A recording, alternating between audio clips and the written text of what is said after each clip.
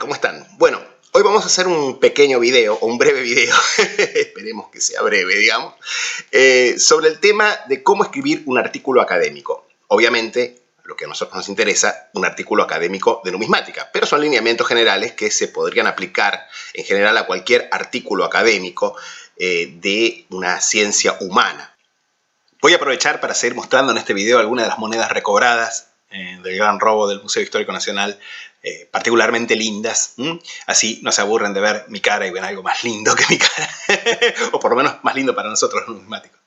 La idea es, obviamente, recordarle estos lineamientos que se presentan, por cierto. Digamos, este video lo hago, pero estas cosas las he dicho 1.000.000 de veces en el seminario inicial, que es una de las cosas que aprenden mis alumnos, a cómo escribir un artículo académico, obviamente, que es la forma bajo la cual tienen que presentar sus trabajos prácticos. Pero justamente, como hay algunos alumnos que todavía tienen que presentar el trabajo práctico, bueno, recordarles un poco o refrescarles estos contenidos. Pero al mismo tiempo, este video puede ser útil para muchas otras personas que quieran escribir artículos académicos de numismática para publicarlos en una publicación justamente científica, digamos, del tema especializada. Antes de meterme en el tema, quería sí contestar un par de consultas que me quedaron pendientes, que en buena medida, digamos, las contesté en los mensajes que me dejaron en la caja de comentarios de los correspondientes videos donde me las hicieron, pero que quería profundizarlas un poco. En primer lugar, contestarle a mi amigo Jerome, ¿no?, que me comentó, creo que en el video de las secas del Bajo Imperio, de las secas de la serie de Puerta de Campamento, me dijo, bueno, algo así como que era impresionante las cosas que yo sabía, que ni en varias vidas él podría llegar a aprender todo eso. Esto, digamos, yo le contesté, ¿no?, que no es así, digamos, porque básicamente, digamos, cuando uno no está formado, digamos, efectivamente en numismática, digamos, puede parecer que esto es así, puede parecer que una persona lo sabe todo, qué sé yo, y sin embargo no es para nada así. O sea, cualquiera de ustedes puede llegar al mismo nivel que uno, digamos. Justamente eso es lo que nosotros enseñamos en el seminario. Es decir, básicamente la cuestión no es saberlo todo.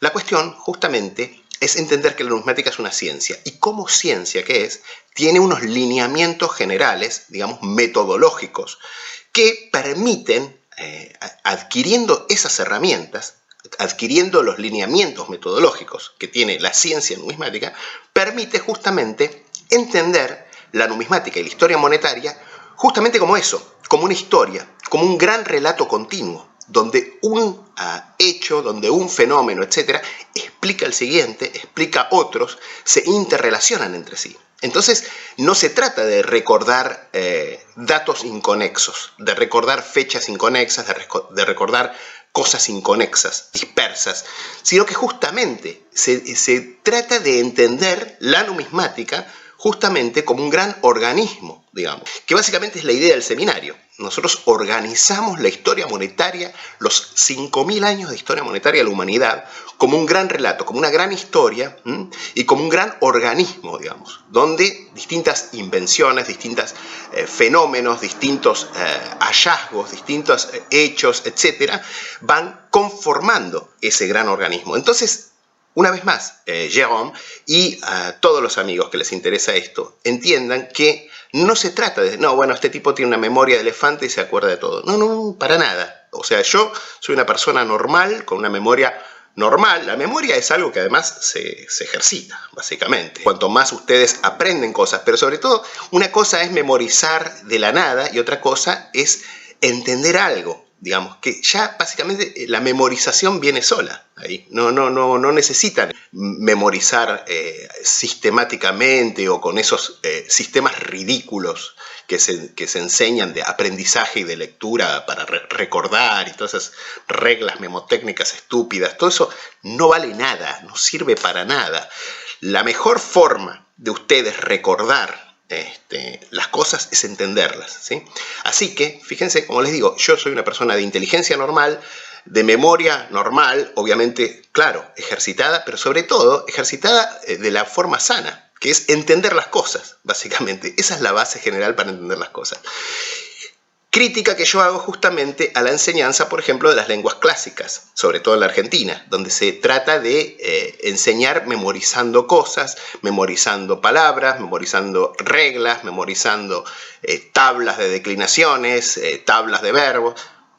Una tontería básicamente. Es mucho más fácil memorizar, por ejemplo, recordar, por ejemplo, frases de Platón, por ejemplo, y cuando uno recuerda, por ejemplo, una frase, por ejemplo, en griego, recuerda y recuerda el significado y recuerda por qué las palabras asumen la forma que asumen, etc. Recuerda, por ejemplo, si uno recuerda, por ejemplo, una frase simple en griego, hodoulos toiatro hippon feren, ¿no? Por ejemplo, el esclavo lleva el caballo al médico, o sea, al veterinario, sería en este caso.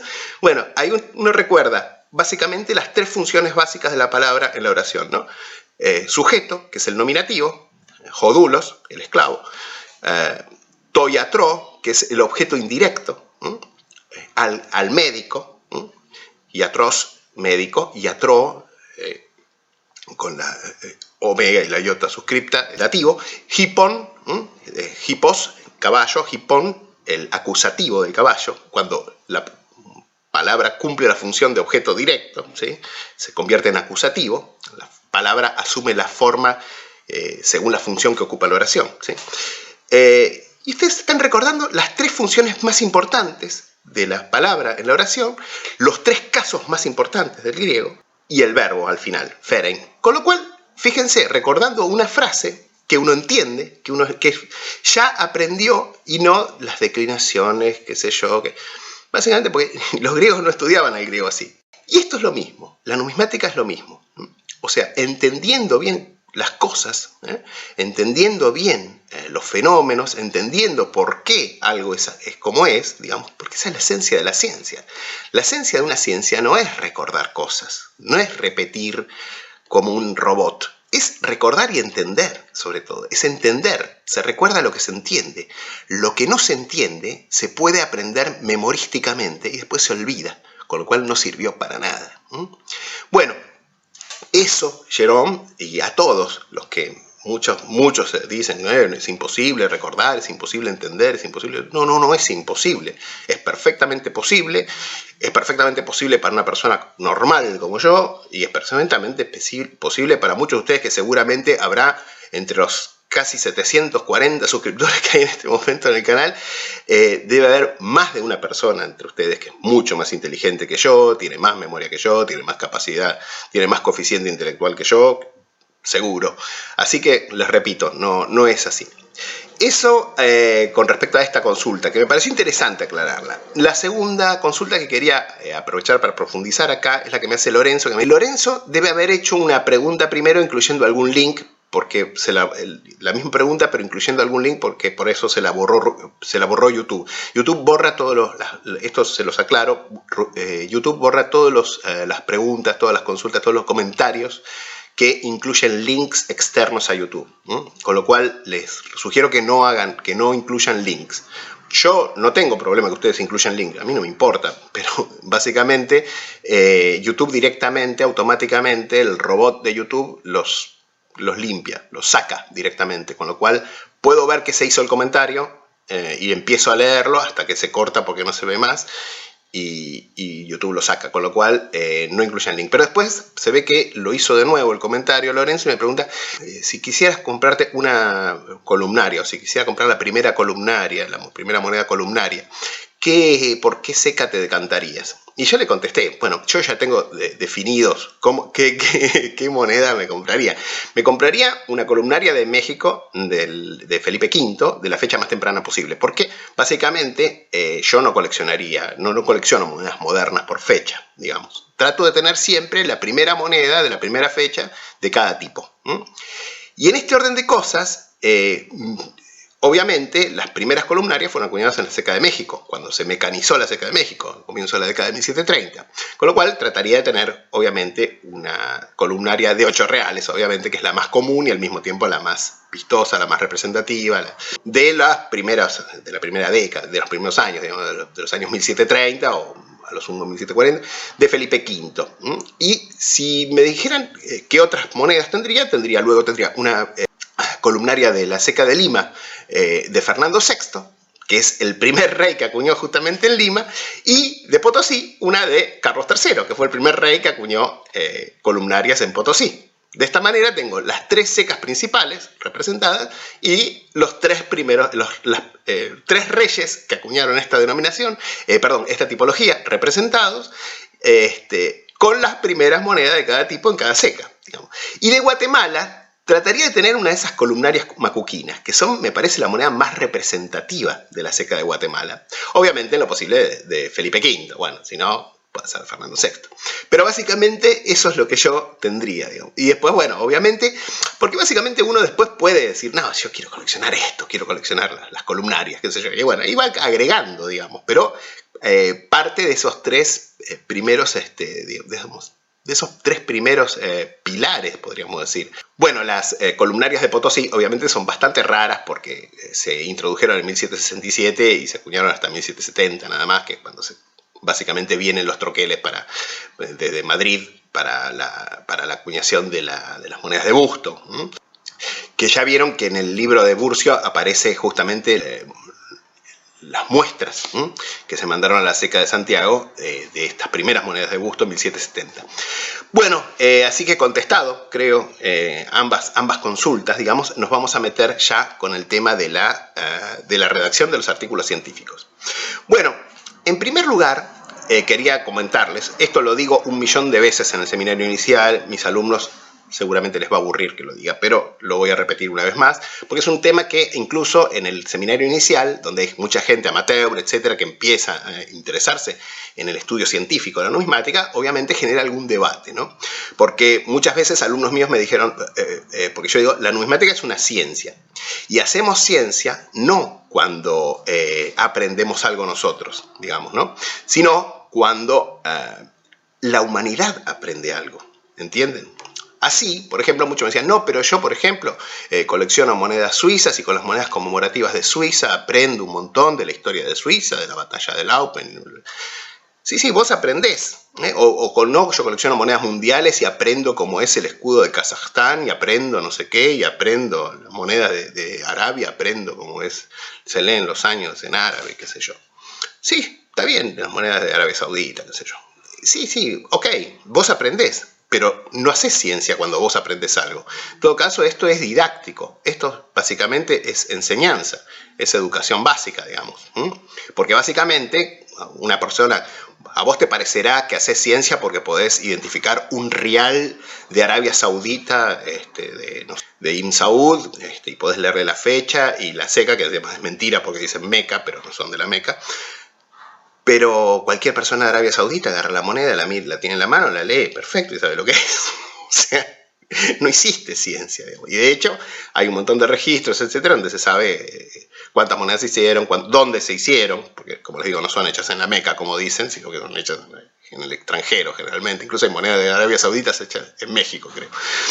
Con lo cual, digamos, no están haciendo ciencia. Se hace ciencia cuando ustedes descubren algo que nadie sabía. Por eso, obviamente, la numismática científica, ya les dije, numismática es un término polisémico, es un término con muchos significados distintos. Y obviamente uno de los significados es ciencia numismática, digamos. Y hacemos ciencia numismática cuando descubrimos cosas sobre las monedas que nadie sabía. Por eso, obviamente, la numismática por excelencia, la numismática científica por excelencia, es la numismática antigua, antigua, medieval, a lo sumo temprano moderna, donde vemos, por ejemplo, qué sé yo, que es una ciencia muy democrática, porque, por ejemplo, veíamos el video de Oscar donde él descubre cómo eran los rodillos de acuñación de las monedas de ingenio de Felipe II, del tipo de las acuñadas en tiras, ¿no? Con el tipo del Taschenwerke. Bueno, justamente ahí tienen un ejemplo de cómo todos aprendemos algo a través de la investigación de una persona que claramente está apasionada con el tema, y bueno, es la especialización justamente en numismática, la especialización en el coleccionismo, pero también la especialización en general, digamos, es un símbolo de madurez. Yo eso se lo envidio, por ejemplo, a Oscar, porque básicamente poder especializarse profundamente en algo, a él casi nada lo mueve de las monedas de los Austrias, ¿no? Y bueno, justamente para mí es una señal de madurez que yo envidio. por ejemplo.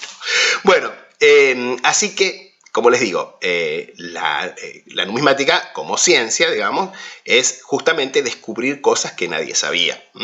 Y de esta manera, entonces, un artículo de numismática como ciencia, un artículo que uno quiere publicar justamente en una revista científica, en una publicación especializada, puede ser de distintos tipos, ¿no?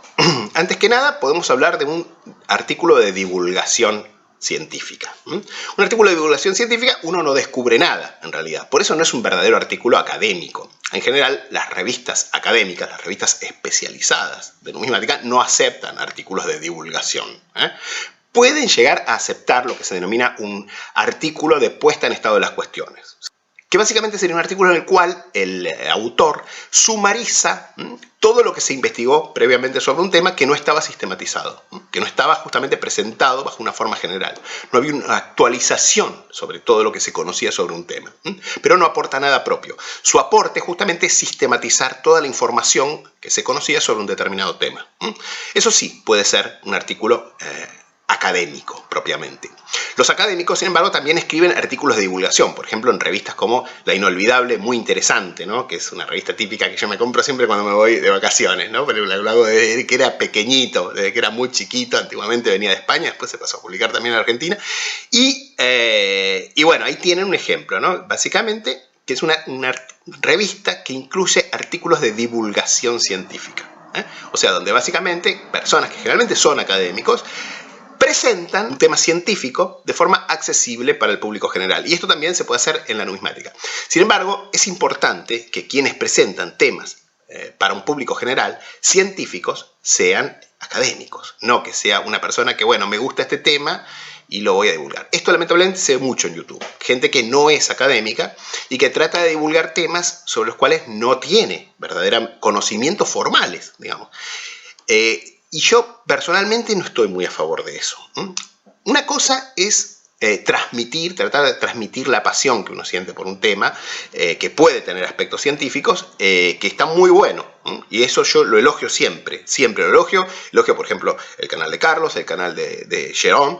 Siempre, eso lo voy a elogiar siempre porque es gente que nos transmite su pasión, su entusiasmo, pero gente que no conoce del tema verdaderamente, que no tiene formación sobre el tema, que se pone a dar clase o a presentar artículos o a presentar videos incluso, con un formato académico, con un formato de clase, digamos, peligroso, digamos, peligroso porque básicamente tiende a confundir mucho a la gente. Bueno, aclarado esto entonces, tenemos, como les digo, artículos de divulgación que no son artículos académicos, pero pueden ser escritos y deberían ser escritos por académicos. Puesta en estado las cuestiones, que no es un artículo de investigación, es decir, no es un artículo original, pero puede ser un artículo académico. Obviamente en un artículo de divulgación no es necesario citar 500.000 notas de bibliografía, etcétera, porque no tiene sentido, digamos. Sí está bueno citar una bibliografía básica, seria, sobre el tema, y accesible, como decir, para leer más, digamos, ¿no? Pueden leer esto también, si quieren profundizar sobre el tema. Eso siempre es importante en un artículo de divulgación. En un artículo como es de sumario académico, un artículo académico de puesta del estado de las cuestiones, sí, obviamente, es esencial, primero, para escribirlo, haber leído todo lo que se escribió sobre el tema y evaluarlo además, no presentarlo acríticamente. Si alguien dijo un disparate, hay que decirlo, por ejemplo. Si alguien dijo algo importantísimo, hay que señalarlo. Y si algo es menos importante, hay que dejarlo en claro, digamos, ¿no? Pero sí, obviamente, esto tiene que incluir una bibliografía monumental, tiene que escribir, o sea, no crean que es muy fácil decir, bueno, buenísimo, hoy no se me cae una idea, así que voy a escribir un artículo de puesta en estado de las cuestiones académicas. Bueno, no, primero tienen que leer todo, ojo, y después tienen que citar todo, etcétera, y tienen que escribirlo bajo la forma, que ya vamos a ver más adelante ese tema, bajo las formas, bajo, digamos, la sistemática formal, digamos, de los principios de redacción de un artículo académico. Bien, en tercer lugar, podríamos decir, tenemos lo que sería un artículo propiamente de investigación original. Esto obviamente es lo más importante, podríamos decir. Por un lado, podríamos decir que este artículo verdaderamente académico, verdaderamente de investigación, puede tener dos principales formas, digamos, ¿no? En primer lugar, puede ser la presentación de una moneda inédita, puede ser la presentación de un tesoro, el reporte de un tesoro, etcétera, etcétera. Algunos de los cuales, digamos, por ejemplo, los que hacen los arqueólogos, etcétera, generalmente no tienen ningún aporte interesante, más allá de presentar las monedas, sobre las cuales después los verdaderos científicos, que somos los numismáticos, somos los que empezamos a elaborar las conclusiones, empezamos a darle una interpretación a ese material. El arqueólogo, por lo general, dice, se encontró esto, esto y esto y esto. Y cita de algún catálogo escrito por un numismático para que se entienda qué cosas son generalmente, o sea, la referencia con respecto a algún catálogo que escribió un numismático. Pero después viene el verdadero científico, que es el numismático, que justamente le da una interpretación a ese material, explica qué es, por qué, etcétera, etcétera, etcétera, digamos. Salvo los casos en los cuales justamente un numismático que trabaja con arqueólogos hace directamente la publicación original, digamos, del artículo y justamente ya le da un formato más académico, más científico, desde el punto de vista ciencia formal. Porque para mí, o sea, por supuesto que los arqueólogos son científicos, pero básicamente un arqueólogo básicamente lo que tiene es un conocimiento de cómo excavar, es un tipo que anda con la pala, digamos. El numismático tiene una formación científica, digamos, de humanidades, con lo cual es el más apto para darle una interpretación verdaderamente científica al material. Más allá de que el arqueólogo puede decir, bueno, esto apareció en tal superficie, en tal cuadrícula, a tal profundidad, digamos, bueno, sí, está bien, qué sé yo, pero lo importante es interpretar el material, digamos. Así que, como les digo, ese es o obviamente presentar una moneda inédita, justamente. Los arqueólogos obviamente tienen la vaca atada, como decimos en Argentina, que quiere decir que tenés la vaca atada, la puedes ordeñar cuando querés, o sea, tenés una fuente inagotable, digamos, de publicaciones, de artículos, digamos, porque básicamente, bueno, por ejemplo, la Argentina es uno de los países más fuertes en paleontología, que es bastante parecida en algunas cosas a la arqueología. Y obviamente los paleontólogos argentinos publican, sacan artículos académicos como chorizo, un país, o sea, es uno de los países más fuertes del mundo en paleontología, porque básicamente los tipos, o sea, estamos sobre uno de los mayores yacimientos de dinosaurios del planeta, entonces lógico, ¿no? Se publica un artículo de un paleontólogo argentino, se lee en Japón a los 5 minutos, digamos. Y de esta manera, como les digo, los arqueólogos, qué sé yo, un arqueólogo griego, obviamente, ¿no? O español incluso, por supuesto, tienen, y nosotros acá, los numismáticos argentinos que nos dedicamos a las monedas antiguas, obviamente no tenemos esos recursos, no tenemos esa facilidad, digamos, ese don, ese maná, digamos, de publicar cosas, no tenemos forma de acceder a eso. Lo que nos queda justamente es hacer un verdadero artículo mental, digamos, es decir, de análisis, de estudio verdaderamente científico, de interpretación y justamente de estudiar eso. Entonces, bueno, justamente, básicamente, ese es el otro tipo de artículo científico que es el más interesante, para mi gusto, que es justamente aquel en el cual el numismático como científico interpreta el material, saca conclusiones, pone en su contexto la moneda, una determinada moneda, un determinado grupo de monedas o incluso un tesoro de monedas, lo pone en su contexto con respecto no meramente histórico, etcétera, sino con respecto a su contexto dentro de la historia monetaria, dentro de una emisión, dentro de una serie, de una determinada serie. En algún momento voy a explicar qué es ese término, digamos, pero una determinada serie y una determinada emisión, explicando, por ejemplo, deduciendo en qué seca se acuñó, en qué año se acuñó, por qué se acuñó, etcétera, etcétera, etcétera. Lo que yo denomino las preguntas numismáticas, que vamos a dedicar seguramente en algún momento otro video a eso.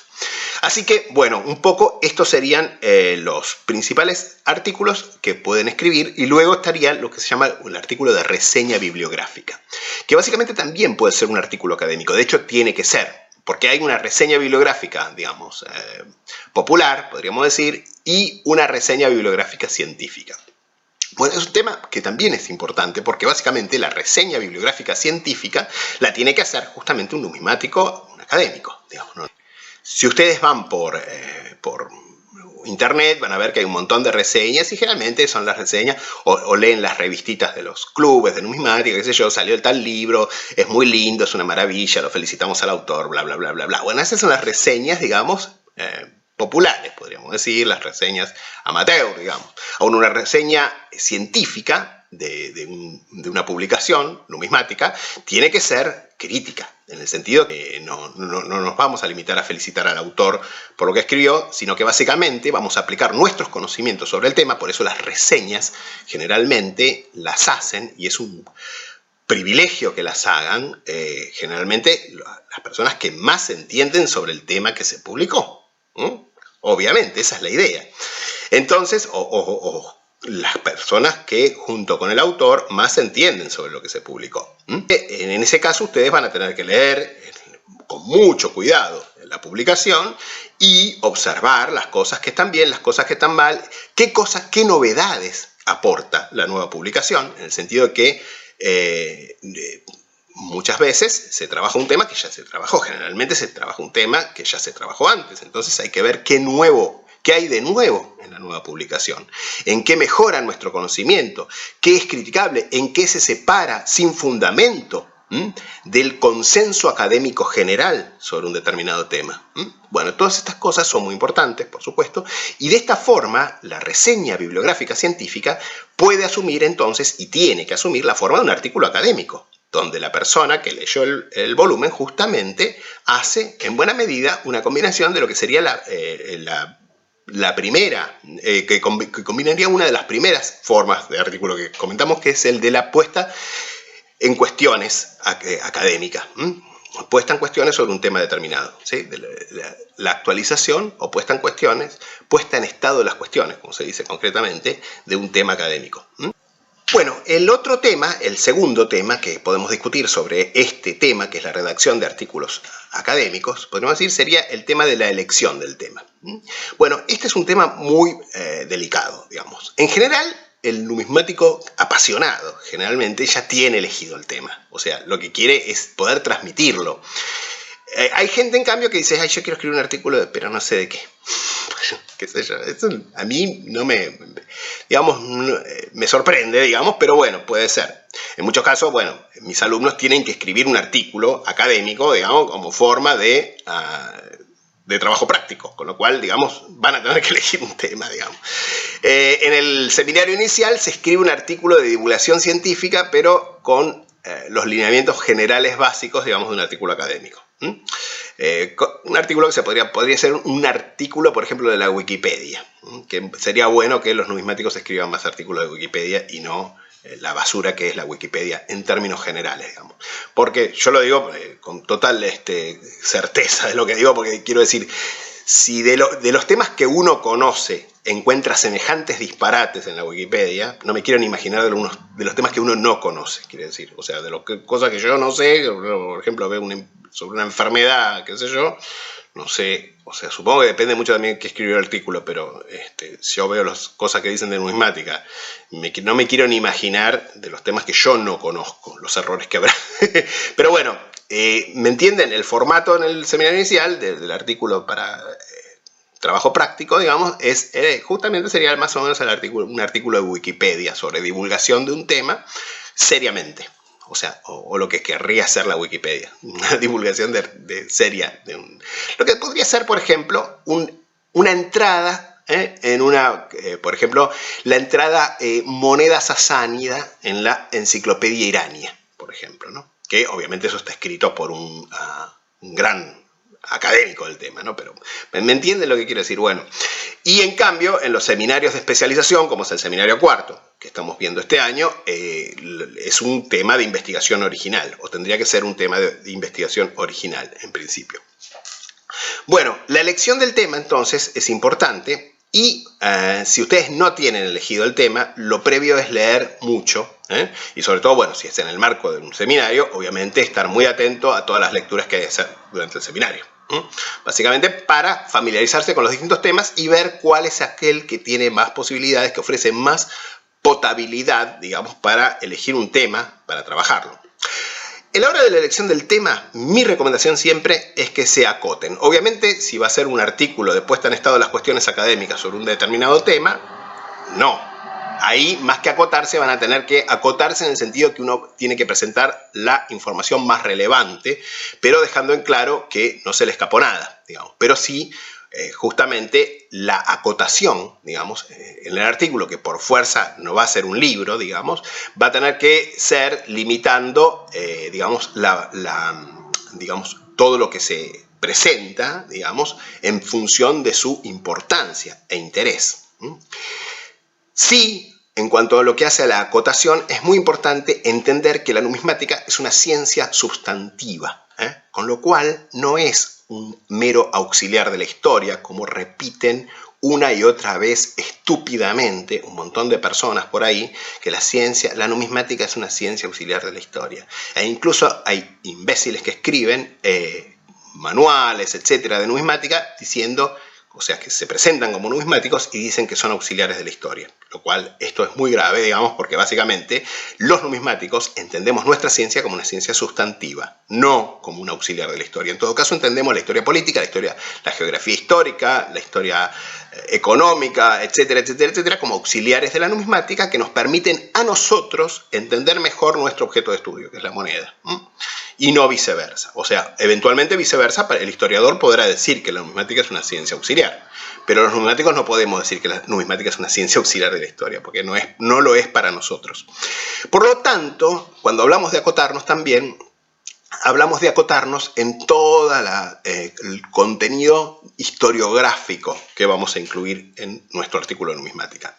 Los datos históricos que hay que incluir en un artículo de numismática tienen que ser básicamente restrictos a los datos necesarios para entender el tema que estamos presentando. O sea, la idea general del tema que estamos presentando. O sea, ustedes tienen que incluir el contexto histórico básico y sobre todo incluir los aspectos históricos que básicamente modifican o dan forma o influyen en la idea, en la teoría, en el concepto que ustedes quieren introducir dentro de lo que es la numismática, digamos. Ahora, por ejemplo, ni hablar que ilustrar un hecho histórico con monedas no es un artículo de numismática, básicamente. O sea, ojo, numismática es resolver cuestiones que hacen justamente a la numismática, a las monedas, no a la historia, o mencionar hechos históricos e ilustrarlos con monedas, todo eso no tiene nada que ver con la numismática. Bueno, y cuando digo acotar también, entonces, pero esto es muy importante, acotarse desde el punto de vista de controlarse yo incluso conocí coleccionistas que ponían una biografía del emperador romano en las etiquetas que le hacían a las monedas romanas de su colección, bueno, toda esa clase de cosas ridículas, cada vez más ridícula además, porque cada vez más hoy en día uno va por internet y encuentra toda la información en 4 segundos, con lo cual no tiene ningún sentido eso. Cada vez tiene menos sentido incluir información histórica, digamos general, sobre todo incluir información histórica básica en los artículos de numismática, y ni hablar de las etiquetas. Bueno, acotarnos además nos referimos a que elijan un tema manejable, elijan un tema obviamente que se pueda manejar, no elijan la moneda medieval, digamos, un artículo académico, porque obviamente va a terminar muy mal eso, digamos. Elijan, por ejemplo, bueno, fíjense, yo siempre pongo como ejemplo esto. Homero, el divino Homero, no narró la guerra de Troya en la Ilíada. Narró un episodio de la guerra de Troya, que es la ira de Aquiles. De hecho, la guerra de Troya estaba narrada, y bueno, ahí está la grandeza de Homero, porque de hecho, justamente, fíjense, la guerra de Troya estaba narrada en un poema alejandrino que se perdió, que se llamaba La Pequeña Ilíada. ¿Entienden? La gran Ilíada, o sea, gran en el sentido de magnífica, fabulosa, digamos. La gran Ilíada es la Ilíada de Homero, que narró meramente unos días de la guerra de Troya, que duró 10 años. El poema que narraba toda la guerra de Troya, que duró 10 años, se la conocía como La Pequeña Ilíada. Y como era una porquería, se perdió. ¿Entienden? Bueno, ¿entienden el concepto de lo que les digo? Bueno, entonces saber acotarse, saber elegir un tema que uno pueda verdaderamente liquidar, digamos, en el sentido de presentar todo lo que se sabe, elaborar una teoría sólida y presentar una conclusión convincente, digamos, tiene que ajustarse justamente, tiene que acotarse en función de eso, digamos, porque un buen artículo académico es como un buen chiste, ¿no? Tiene una presentación, una puesta en cuestión, digamos, una puesta en escena, digamos, un relato, una crisis, digamos, y una resolución, una coda. Bueno, básicamente es así, es así. Tengan en cuenta, un artículo académico tiene que ser como un relato, tiene que entenderse como un relato, tiene que capturar como un relato también a los académicos, obviamente, no van a pretender capturar al público general con un artículo académico porque básicamente van a terminar siendo una porquería. Porque básicamente un artículo académico es una tesis, incluso un artículo académico breve, es una tesis donde ustedes, por empezar, presentan los antecedentes, es decir, el estado académico de las cuestiones, presentan su hipótesis, es decir, lo que quieren probar, y finalmente introducen su tesis, o sea, la demostración de esa hipótesis, y finalmente llegan a las conclusiones, es decir, hacen la valoración del resultado de esa tesis, ¿sí? Que básicamente es cómo funciona la ciencia, básicamente, acá no hay nada nuevo, digamos. Tercer tema respecto a la redacción de artículos académicos, el tema de la investigación, de la bibliografía, de la investigación que lleva a, obviamente, redactar el artículo académico. Es importante que ustedes, obviamente, lean todo. Lean todo lo que se escribió sobre el tema sobre el cual ustedes van a escribir. Ya sea, obviamente, si es una puesta en cuestiones académicas, si es un artículo, digamos, de puesta en cuestiones nada más, tienen que leer recontra bien todo. Y si no, si van a escribir algo original, algo propio sobre un mismo tema, o van a dar una nueva visión sobre un tema que ya se trabajó, desde ya también tienen que haber leído todo, porque también van a necesitar hacer una mini puesta en cuestiones académicas al comienzo del artículo. Y es importante que ustedes lean todo, por empezar, obviamente, si ya decidieron qué artículo van a escribir o sobre qué van a escribir. Si no decidieron sobre qué van a escribir, caso de los que tienen que hacer un trabajo práctico, obviamente leer les va a llevar a decidir sobre qué quieren escribir. Porque van a decidir, digamos, el tema más potable, el tema sobre el cual hayan conseguido más bibliografía, sobre el cual hayan descubierto que hay más para decir, porque la bibliografía que hay sobre el tema no es satisfactoria, y al mismo tiempo porque además leer sobre el tema los va a ir llevando poco a poco a nuevas lecturas. Porque básicamente los artículos académicos citan, obviamente, otros trabajos sobre los mismos temas, con lo cual ustedes, leyendo un artículo académico, ya van a tener otros 10 para leer, o 15, o 20, o más. ¿Por qué? Básicamente ese artículo que leyeron, ese autor que ustedes leyeron, va a citar un montón de otros autores y un montón de otros trabajos sobre el tema. Así que ir leyendo los va a llevar a ir pudiendo descubrir más cosas para leer sobre el mismo tema. Con lo cual, digamos, leer lo más posible es importante, y empezar a leer es lo primero que tienen que hacer antes de escribir. Como siempre yo digo, nadie, digamos, que no lee puede escribir. Y atento, amigo, que esto es algo que encuentro mucho entre autores que escriben sobre numismática en castellano, que es que escriben a pluma alzada. Escriben como si fueran el primero que escribió sobre el tema, ¿sí? No, querido. El tema ya fue trabajado por otros. No me vengas con que vos sos el primero que lo escribís, el primero que descubrió el tema y que lo escribís por primera vez, y que... No. Por eso es que siempre les digo, antes que nada, un estado académico de las cuestiones. Un resumen académico y citar a todos los que escribieron antes sobre el mismo tema, que es honesto y además es serio, y además básicamente simplifica mucho, porque básicamente ustedes no van a contar toda la historia desde el principio, sino que van a decir, mi novedad es esta, en base a lo que se dijo, y no, yo no cito a nadie, cito a mi gran maestro fulano de tal, a quien tengo en la gloria y en la memoria nada más, y después no cito a otros porque me parecen unos mediocres, qué sé yo, pero no los cito además porque no me quiero pelear con ellos. Bueno, toda esa clase de payasada, lamentablemente, se ve mucho entre los que escriben de numismática en castellano. Y esto es totalmente anticientífico porque va en contra del debate científico.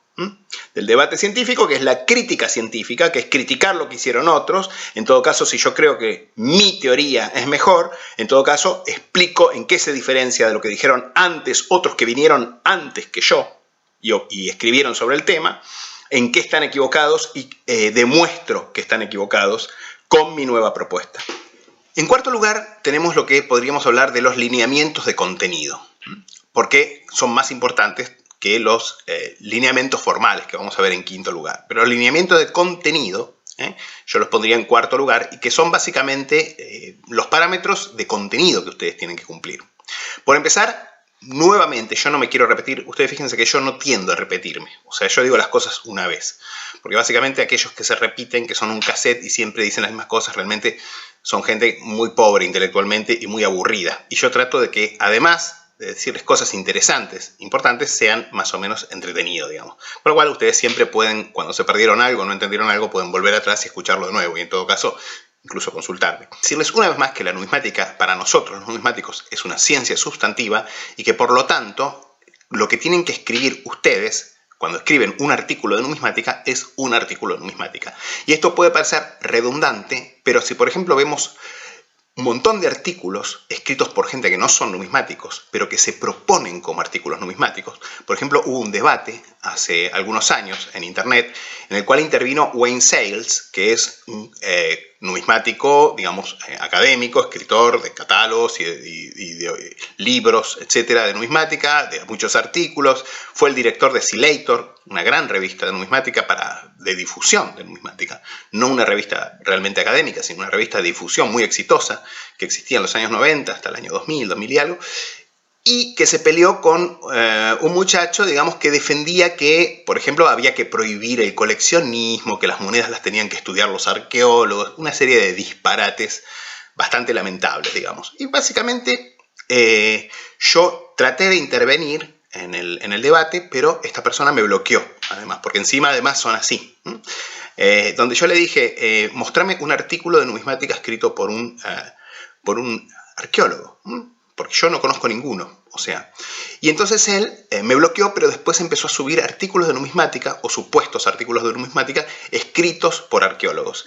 Y eran todos fechación del templo de tal de acuerdo con las monedas, por ejemplo, o fechación del sitio arqueológico tal y tal, según las monedas, por ejemplo, o cómo era el templo de tal según las monedas, y cosas así, donde básicamente, claramente, digamos, estos arqueólogos, digamos, que se proponían como expertos en numismática, simplemente trataban de hacer un uso utilitario, adjetivo de la numismática, permitiéndose impunemente citar del trabajo monumental de grandes expertos numismáticos que habían estudiado justamente las monedas, las habían fechado, etcétera, etcétera, etcétera, y se permitían citar libremente de la bibliografía numismática en apoyo de sus teorías de arqueólogos. Con lo cual, digamos, básicamente no tenía ningún, eso no tiene ningún valor, o sea, no es un artículo de numismática sustantiva. Esos no son artículos de numismática, son artículos en los cuales los arqueólogos, por ejemplo, utilizan el trabajo científico de los numismáticos en ayuda de su trabajo como arqueólogo, de su trabajo de campo. Ergo, entonces, el caballo en la moneda griega, o el vino en la moneda griega, o los templos tetrástilos, o cómo era el templo de tal según las monedas, o etcétera, etcétera, etcétera, etcétera, etcétera, no son artículos de numismática. Son artículos en los cuales se usa a la numismática de una forma utilitaria para una cuestión histórica, arqueológica o lo que sea. Con lo cual, por eso parece redundante o parece que, digamos, parece tonto decirlo, pero un artículo de numismática tienes un artículo de numismática. Y un artículo de numismática trata de responder las cuestiones numismáticas, como por ejemplo, seca fechación, estructura y dinámica de las emisiones. Esos son temas numismáticos. Como ejemplo voy a citar justamente el video que hizo este amigo Oscar sobre cómo pudo determinar cómo era el rodillo de la máquina de Taschenwerke en base al estudio de esa cizalla que él descubrió, donde pudo calcular el diámetro, cómo estaban organizados los cuños, etcétera, que puede no haber sido presentado en un artículo académico, pero si él le da la forma de un artículo académico, es un artículo que me parece absolutamente publicable y absolutamente científico, porque es un artículo, un buen ejemplo de un artículo de investigación original, de un auténtico descubrimiento científico, por ejemplo. ¿Entienden? Y en cambio, discutir, por ejemplo, la fecha de un yacimiento arqueológico en base a las monedas que aparecieron, no es un artículo de numismática. Es simplemente un arqueólogo que se basa en el trabajo científico de numismáticos en soporte de sus teorías.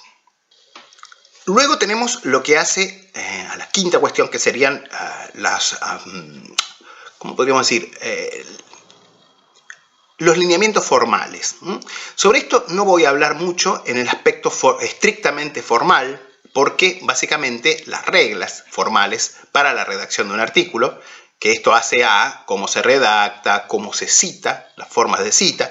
Tiene los distintos manuales para esto de redacción. Por ejemplo, bueno, yo la mayor parte, muchos de los artículos que escribo los escribo en inglés, tienen las reglas de la APA, las reglas Modern Language Handbook, creo que es, etcétera, etcétera, etcétera. Tienen las formas distintas de citar bibliografía por autor, por la fecha. Ya no se exige más citar la ciudad donde se publicó el libro, porque cada vez más los libros se imprimen en un lado, se publican en otro, se escriben en otro, y bueno, ahora ya no es como antiguamente, ¿no? Que era Londres, tal, Oxonia, se ponía en latín incluso, Oxford, lo que sea, digamos, ya no es más así. Hoy en día los libros se escriben en un lado, se imprimen en otro, se publican en otro.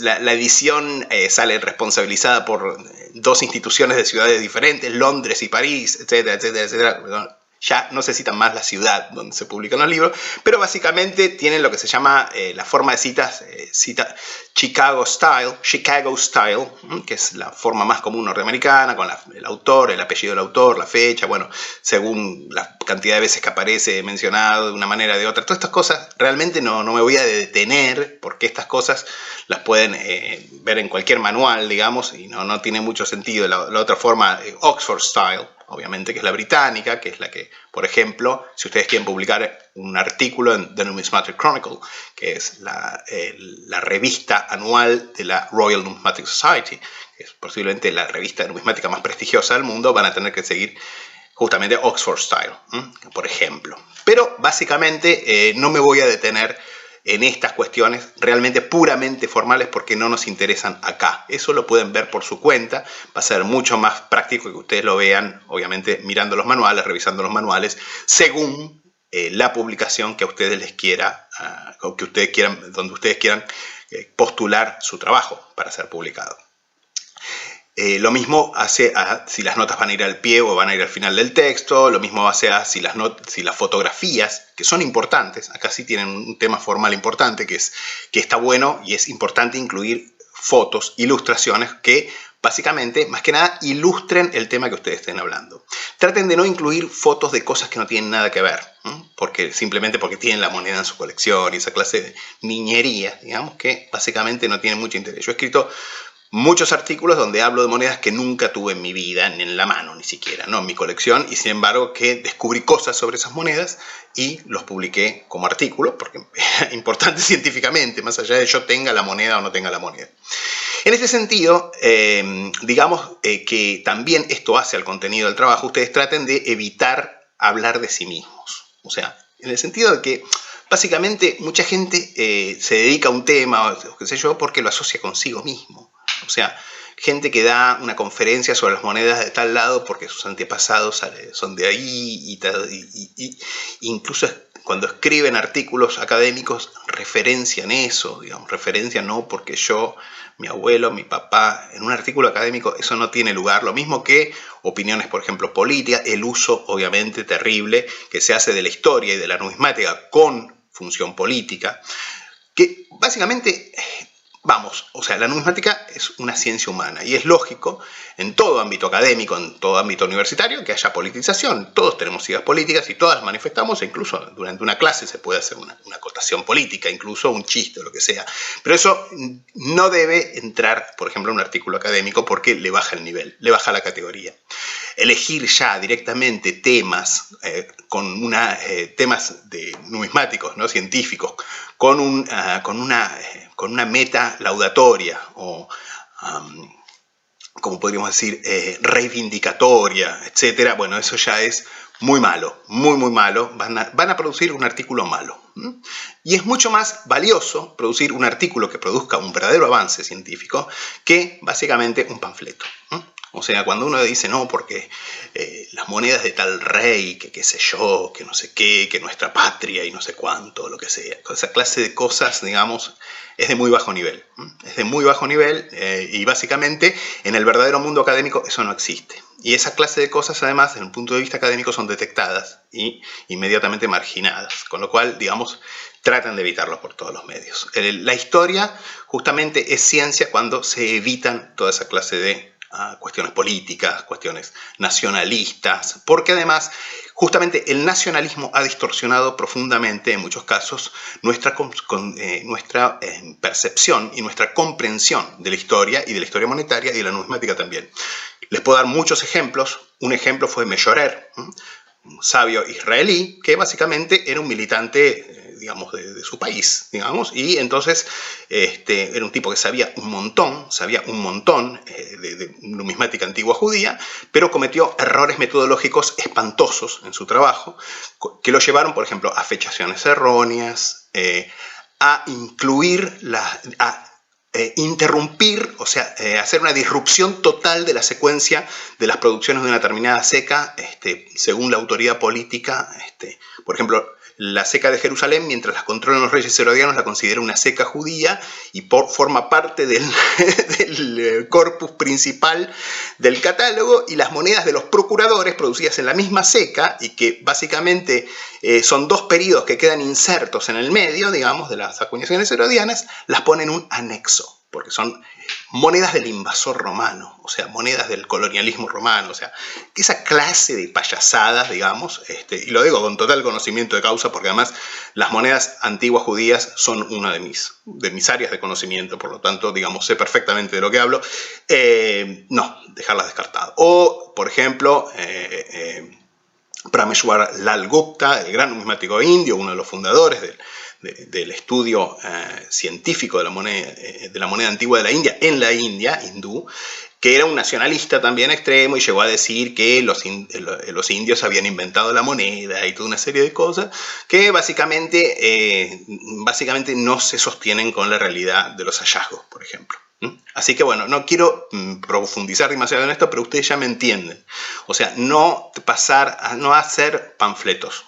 No hacer panfletos, ni tampoco, sin caer en hacer panfletos, llegar al punto de hacer una especie de, digamos, justificación de una superioridad étnica, nacional, racial o lo que sea a través de la numismática o de la historia, porque básicamente no tiene ningún valor esto.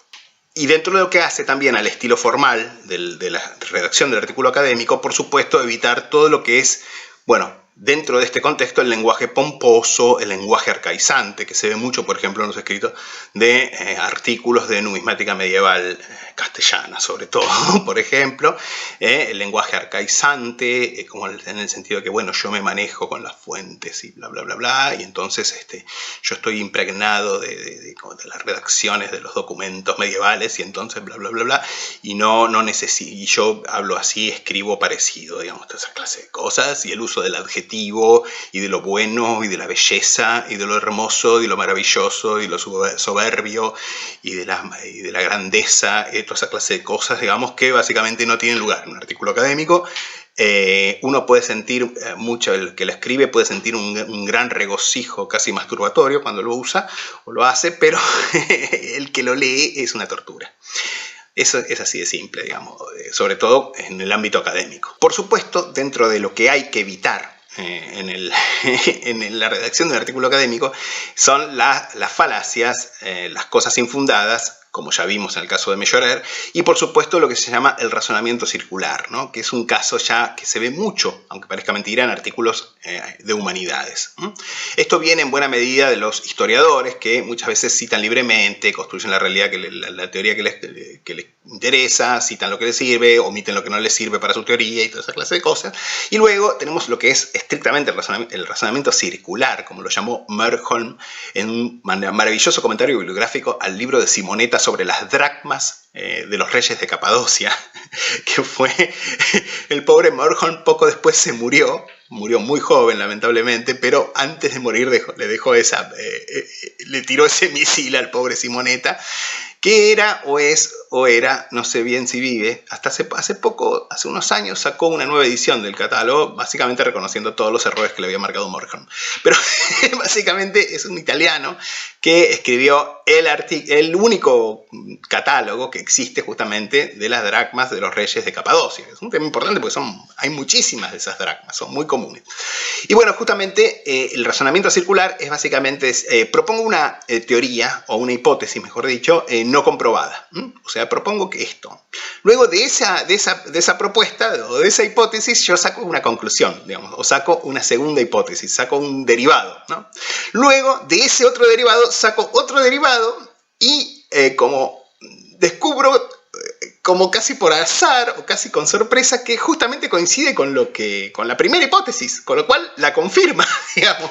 Claro, el detalle es que este último derivado, mutatis mutandi, digamos, es lo mismo que yo había dicho al principio, así que obviamente que va a coincidir, ¿entienden? Bueno, eso se llama pensamiento circular, que básicamente es una de las formas de falacia, digamos, más erróneas de razonamiento que puede haber. Y de esto hay muchos ejemplos en la numismática, lamentablemente, y es algo que es importante evitar, digamos. Porque justamente, básicamente, uno trata de proponer algo nuevo. Cuando uno propone algo nuevo, cuando uno propone una teoría nueva, cuando uno propone, por ejemplo, una nueva explicación de algo que ya se conocía, por ejemplo, aunque no descubre nada nuevo, una moneda nueva que no estaba publicada, sino que es mucho más importante, por ejemplo, proponer una nueva interpretación y explicarla de forma sostenible, digamos, ¿no? Una nueva interpretación de algo que ya se conocía. Entonces, bueno, esto se ve mucho. Esto se ve mucho, digamos. Como yo creo esto, yo me creo esto, entonces de esto derivo esto, como sigo creyendo en esto, derivo esto otro, derivo esto otro, y luego, claro, por supuesto, la conclusión final, o el derivado final, justamente coincide con lo primero que yo decía, entonces ya está, lo demostré. Bueno, ustedes mismos, esto ya no es científico, digamos, esto es sentido común. Ustedes mismos, a partir del sentido común, se dan cuenta que esto es erróneo, que esto es equivocado. Bueno, pero esto existe, esto se ve mucho, una y otra vez, en muchos artículos académicos. Y esto también nos lleva a otro punto interesante, a otro punto importante, que yo siempre les recuerdo a mis alumnos. Evitar el párrafo huérfano. ¿Qué es el párrafo huérfano? Bueno, para definirlo de alguna manera en un artículo académico, un párrafo huérfano es un párrafo de modo indicativo, donde ustedes afirman algo que no está sustentado. A, ni por algo que yo demostré, ni B, por algo que sabemos, o sea, por una fuente o lo que sea, o por algo que algún otro demostró de forma suficiente y tiene consenso académico. ¿Entienden? O sea, si yo de repente largo un párrafo, si yo por ejemplo digo... Tal emperador renovó su potestad tribunicia en tal mes, su TRP2, digamos, su segundo año de potestad tribunicia en tal mes de tal año. Bueno, tengo que citar de dónde saco ese dato, aunque sea de un libro donde algún autor reconocido publicó ese dato. Si yo no lo hago, es una afirmación, digamos, sin ningún tipo de fundamento. Si yo, por ejemplo, repito lo que dice el consenso académico, bueno, en ese caso, citar cualquier obra que tenga consenso académico donde se diga ese dato. Si yo encima controvierto el consenso académico, es decir, digo algo diferente de lo que el consenso académico es, el consenso académico, la mayor parte de los autores importantes reconocen como real, aceptan, tienen aceptado como una verdad científica dentro de la numismática, bueno, ahí tienen que fundamentarlo. O sea, tiene que haber un párrafo antes o después donde justamente... se fundamente lo que ustedes están afirmando. O sea, que fundamente suficientemente por qué ustedes se separan del consenso académico. Bueno, si ustedes entonces escriben un párrafo en el modo indicativo sin fundamentar de dónde sacan lo que dicen, eso se llama un párrafo huérfano. O yo lo llamo, por lo menos, no sé si esto existe, pero es un párrafo huérfano. O sea, no tiene ningún tipo de fundamento, no tiene padre, digamos, no sale de ningún lado. Con lo cual, digamos, si encima ustedes después construyen teorías o hipótesis en base a ese párrafo huérfano, ahí tienen un caso de pensamiento circular. Con lo cual, esto ya invalida desde el punto de vista científico todo lo que ustedes puedan escribir. Y esto también me lleva a una reflexión sobre la importancia, por supuesto, de la especialización, que esto es muy importante, y yo ya dije que envidio a la gente que logra especializarse profundamente en un tema, pero también les recuerdo a la gente que se especializa mucho en un tema que el conocimiento general de la numismática es importante. O sea, tener una buena base de conocimiento numismático general y una buena base de historia monetaria general es fundamental para poder producir un artículo académico exitoso, interesante y válido científicamente. ¿Por qué? Porque la numismática es una ciencia y como tal entonces tiene unos lineamientos generales y además, como yo les explicaba cuando hablaba de la consulta o del comentario que me había hecho Jerome, digamos, elogiando mis conocimientos o supuestos conocimientos, y cuando yo les dije, no, o sea, no pasa por ahí, no pasa por unos supuestos conocimientos, no sabés lo que yo sé de numismática, sé un montón. No, yo sé cómo investigar un tema. Sé cómo investigar un tema y tengo una base de historia monetaria donde yo básicamente estudié la historia monetaria, los puntos esenciales de la historia monetaria. Y en base a esos puntos esenciales son mojones en los cuales se afirma el conocimiento numismático. Y a partir de ahí es solamente ir incorporando otros ladrillos. Es como la construcción de un edificio, que se hace la estructura de hormigón armado, se hace la estructura de metal y después se le agregan los ladrillos simplemente. Y los ladrillos quedan en su posición y quedan fijos y firmes porque ustedes tienen una estructura. Esa estructura justamente es la educación formal, que es por eso que toda ciencia tiene como fundamento una educación formal. Ustedes, por ejemplo, el amigo Juan Caesaraurum es ingeniero, tengo entendido. Bueno, justamente como ingeniero tuvo una educación formal, tuvo una educación universitaria. Y ese es el fundamento. Y después dirán, ¿cómo sabe de ingeniería? Es impresionante, sabe un montón. ¿Cómo puede ser que recuerde todo? ¿Cómo recuerda todo? Recuerda porque tiene una formación académica formal en el tema. ¿Entienden? Y esto es lo mismo, porque la numismática puede ser un hobby, pero es una ciencia también. Entonces está construida de la misma forma que cualquier otro conocimiento científico. La numismática es una ciencia descriptiva. Es una ciencia humana, pero al mismo tiempo comparte con ciencias duras como la biología, la clasificación de los animales, etc., el aspecto del carácter de ciencia descriptiva. Nosotros también, como los que describen, como Linneo, que describía las especies de pájaros, de plantas y de aves y de animales y de mamíferos y qué sé yo, nosotros también describimos y organizamos también y clasificamos, igual que los biólogos, por ejemplo. Entonces, básicamente, se trata de tener las herramientas formales.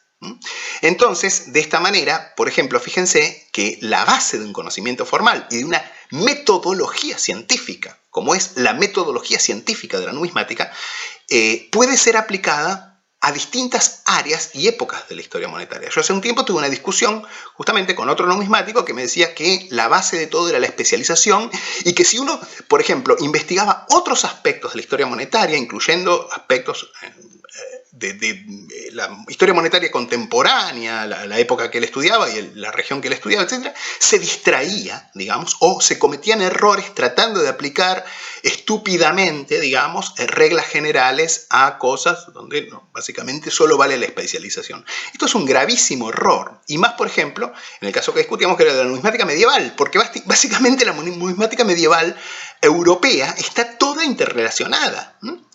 Y esto ha llevado a errores, sobre todo, por ejemplo, de numismáticos españoles antiguos, del siglo XIX, etc., y del principio del siglo XX, que llegaron a creer que la moneda castellana medieval derivaba de la moneda visigoda. O sea, lo cual es un disparate, porque ya, o sea, es algo clarísimo que la moneda castellana medieval deriva de la moneda feudal francesa. Con lo cual, digamos, fíjense si no es importante tener una buena visión general de la moneda medieval, pero de la historia monetaria. Porque, como les digo, en la historia monetaria, igual que en la historia, por supuesto, y en la numismática, una cosa lleva a la otra y todos los fenómenos monetarios están interrelacionados, ¿sí? Así que bueno, esto sería un poco los contenidos formales y también los contenidos o los lineamientos de fondo para la redacción de un artículo académico. Bueno, luego digamos que en sexto lugar, podríamos decir, es importante que ustedes den a leer su trabajo a alguien. Acá el famoso yo me entiendo no funciona. En la redacción del artículo académico, el famoso yo me entiendo, digamos, ¿no? Esto no sirve. Y esto es un error que han cometido muchos numismáticos, tanto en lo que hace a la divulgación y qué sé yo, como también de grandes numismáticos muy profundos que se han metido muy profundamente en su área, se han, como yo digo, porque yo esto lo viví, se han sumergido profundamente en la dinámica de las emisiones, que es lo que, por ejemplo, yo hago cuando estudio la moneda del siglo III y trato de sistematizar ver cómo se estructuran las emisiones, ver la dinámica de las emisiones, ver la interrelación de las emisiones y las fases de las emisiones, etc., uno puede llegar a sumergirse muy profundamente en una cosa bastante, digamos, entre comillas, abstracta, digamos, pero al mismo tiempo muy real, muy concreta, porque estamos hablando de objetos tangibles de la realidad, ¿sí? Pero al mismo tiempo uno se separa mucho, digamos, del contacto con el mundo exterior, por así decirlo. Esto lo digo porque yo lo viví. Entonces, ¿qué pasa? Que es importante que lo que para uno es muy claro, porque vive sumergido en ese mundo, sea claro para el resto de la humanidad. Obviamente el artículo académico tiene que ser claro para otros académicos que se dedican al mismo tema, sobre todo. Pero está bueno, entonces, que lo lea alguien el trabajo. Se lo dan a leer a alguien, por un lado. Está bueno que lo lea alguien, obviamente, que sea un colega que conozca del tema que ustedes trabajan. Pero también pueden dárselo a leer, o complementariamente, digamos, podrían dárselo a leer a una persona que sea leída, o sea, que una persona que tenga cultura general, que esté familiarizada con cómo se redacta en términos generales un artículo académico, que les diga, no, bueno, esto no se entiende, por ejemplo. No, yo no entiendo, porque yo, o sea, básicamente el dar a leer implica, el recibir un trabajo para leer implica un compromiso, en el sentido que yo lo leo con atención, no lo leo a desgano y digo, nada, se entiende, porque no le presto atención, básicamente. No. Justamente, cuando uno acepta un trabajo para leer, ayudar a alguien leyendo un trabajo, es una ayuda importante, digamos, ¿no? Y por eso justamente, esto lo vamos a ver también, hay que agradecerlo, eso. Hay que agradecer cuando alguien leyó su trabajo. Bueno, es una ayuda importante. Entonces, básicamente, el que lee tiene que leer comprometidamente y decirle efectivamente, no, esto no se entiende. Con sinceridad, además, no decir, no, está buenísimo, va bárbaro, está re bien escrito, qué sé yo, qué lindo. Y en realidad lo leí así nomás y le digo que está todo muy bien. No. Básicamente, la mejor lectura es la lectura crítica. Y cuanto más crítica, más agresiva incluso. Fíjense, en los seminarios avanzados, tradicionalmente cuando lo hacíamos en vivo, etc., nosotros teníamos un sistema de evaluación en los seminarios avanzados, 2, 3 y 4, 2, 3, 4 y 5, los seminarios avanzados, los cursos avanzados del seminario, teníamos un sistema de evaluación que le dábamos una copia del trabajo práctico, o sea, del artículo académico, a un compañero, intercruzadamente. O sea, si había 6 alumnos, por ejemplo, A, B, C, D, E y F, A, B, C, D, E, F, G, bueno, A escribía su artículo y se lo daba a leer a B, B se lo daba a leer a C, C se lo daba a leer a D, etcétera, etcétera, y G se lo daba a leer a A. Con lo cual, digamos, no había... Bueno, ha habido peleas terribles entre mis alumnos porque básicamente los alumnos que hicieron bien su trabajo hicieron críticas destructivas, digamos. Y esas son las críticas más valiosas, porque básicamente...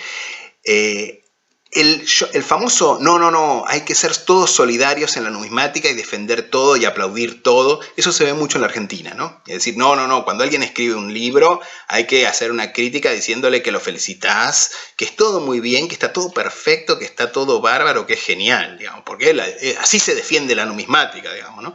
Y cuando alguien escribe un artículo, decirle que está todo bien porque es un compañero, no, básicamente la ciencia progresa en base a la crítica científica, ¿correcto? O sea que cuanto más a mí me critican, cuanto más a mí me dicen esto está mal, y más me obligan a mejorar, es la forma en que progresa la ciencia. Esa es la forma en que se produce el progreso científico, ¿sí? Y de esta manera, entonces, es importante que cuando alguien leyó el trabajo de uno, ya sea, por ejemplo, el profesor que leyó el trabajo, porque ustedes lo presentaron como un trabajo práctico, y luego se publica como un artículo académico, ya sea tu esposa, si lo leyó, y qué sé yo, por ahí tu esposa no es numismática, por ahí tu esposa es psicóloga, pero tiene idea cómo se escribe un artículo académico de una ciencia humana, entonces, bueno, agradecerle. Agradezco a mi esposa, no tiene nada de malo, ni es una cosa de pollerudo, o agradezco a mi profesor, eso no quiere decir, agradezco a mi profesor que leyó mi trabajo, me hizo críticas, agradezco a mi compañero, que en el sistema de evaluación del seminario leyó mi trabajo y me hizo críticas importantes que me permitieron a mí revisar el trabajo, mejorarlo, ¿no? Corregirlo, hacerlo más verosímil, darle mejor fundamento a mi afirmación, darle más claridad para que se comprenda, etc. Estos agradecimientos se pueden hacer, por ejemplo, bajo la forma de una nota al pie, al comienzo, por ejemplo. Y también, bueno, y obviamente cuando el trabajo es un libro académico, un catálogo, un libro de una historia, de una seca o lo que sea, se pone lo que se llama la tábula gratulatoria, que sería como la tabla de agradecimientos, podríamos decir, ¿no? En lo cual justamente se agradece quiénes leyeron mi trabajo, quiénes me mandaron las correcciones, quiénes me aportaron información, quiénes me aportaron documentación importante para que yo pudiera redactar, quiénes me prestaron bibliografía o me facilitaron bibliografía, o incluso me comentaron por carta, discutí el tema por carta con otros, y esto es lo mismo en una nota al pie en un artículo. Generalmente se puede hacer una llamada junto al nombre. Recuerden que en los artículos académicos siempre las llamadas de las notas al pie van detrás o a continuación de los puntos, de los signos de puntuación, de las comas, punto coma y de los puntos seguidos y finales, etcétera, etcétera, etcétera. Cuando termina el párrafo donde yo afirmo algo, por ejemplo, punto seguido o punto aparte, según corresponda, y la llamada, nota al pie, esto viene de tal, tal, esto fue señalado por tal y tal y tal. Bueno, esto es lo mismo. Con respecto a los agradecimientos que uno por ahí necesita hacer a personas que lo ayudaron para realizar la obra, sea artículo, sea libro, lo que sea, también agradecer. Es importante agradecer porque, por un lado, puede ser incluso una forma de darle prestigio al trabajo, porque si básicamente uno consultó con gente destacada para su trabajo, justamente eso le da valor también y eso le da credibilidad al trabajo. Y por otro lado, también porque es lo que corresponde. O sea, esta gente los ayudó. Bueno, finalmente, abstract y palabras clave. El abstract o resumen, es un breve resumen donde ustedes se van a limitar a plantear cuál es el problema que ustedes van a enfocar en su artículo y cuál es la solución que proponen para este problema. Nada más, simplemente. Y esto hacerlo en castellano, por supuesto, si escriben en castellano el artículo, y en al menos una lengua académica, preferentemente inglés, francés o ambas, digamos, ¿no? Y finalmente, bueno, las palabras clave simplemente son palabras guía que van a servirle a las personas que hacen búsquedas para que puedan encontrar el artículo a esas personas que justamente les puede interesar el artículo que ustedes escribieron. Bueno, yo creo que por ahora estaría todo. En realidad lo de hoy dije un breve video, pero básicamente es una clase que se da en el seminario inicial. Básicamente es cómo redactar un artículo académico de numismática, concretamente. Que son los principios generales de cualquier artículo académico de ciencias humanas, digamos. Pero obviamente lo que a nosotros nos interesa es escribir un artículo de numismática. Bueno, espero que les haya resultado interesante. Déjenme todas las consultas, ideas, dudas, comentarios, observaciones, críticas o lo que se les ocurra, porque de la misma manera que quien lee un artículo les critica y les hace una crítica a veces súper agresiva al artículo, los ayuda a mejorar, a mí a lo largo de 12 años que he dictado el seminario, 13 años en realidad, que he dictado el seminario de numismática, los aportes de mis alumnos, las preguntas que me han hecho, las dudas, etcétera, y las cosas que me han cuestionado, a mí me han permitido también crecer mucho como docente de numismática. Así que, como les digo, bienvenida a toda observación, pregunta, duda, cuestión, crítica o lo que quieran. Nos vemos entonces y seguramente con el video del domingo, donde voy a tratar de dar respuesta a las distintas consultas que me han ido llegando, que me han llegado consultas incluso desde la Europa del Este, con lo cual ya se pueden imaginar la cantidad de cosas y de dudas y de cosas extrañas que me han mandado para que les diga lo que son. Bueno, un abrazo entonces y hasta el domingo.